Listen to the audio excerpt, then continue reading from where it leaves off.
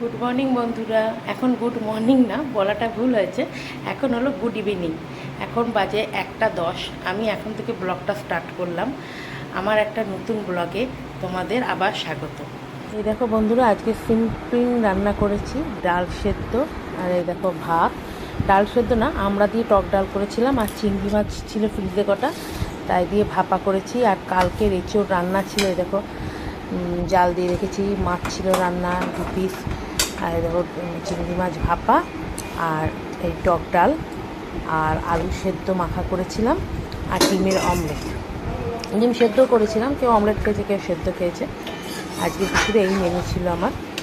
আজকে বেশি কিছু রান্না করিনি, এত গরম, বেশি কিছু এই জন্য রান্না করিনি। এবার আলু সেদ্ধ, ভাত, এই চিংড়ি মাছ ভাপা, কালকের মাছ, এই যে টক ডাল, আর এই চোখা, এই রান্না করেছি। আর তোমাদেরকে আজকে আমি আমার ফল সিলিংয়ের ঘরটা পুরোটাই দেখাচ্ছি। দেখো পুরো রেডি হয়ে গেছে ঘরটা।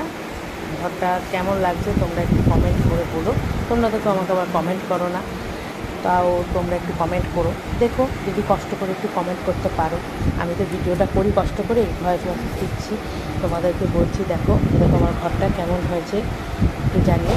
ঘরটা আরও ভালো করে সুন্দর করে আর একদিন ভিডিও করে দেখিয়ে দেবো। আর শর্টেও দেখতে পারবা ঘরটা, কদিন পর একটু শর্ট করবো, শর্ট করে দেখিয়ে দেবো। এই দেখো ঘরটা সাজিয়েছি। এই যে বলেছিলাম না একটা, যে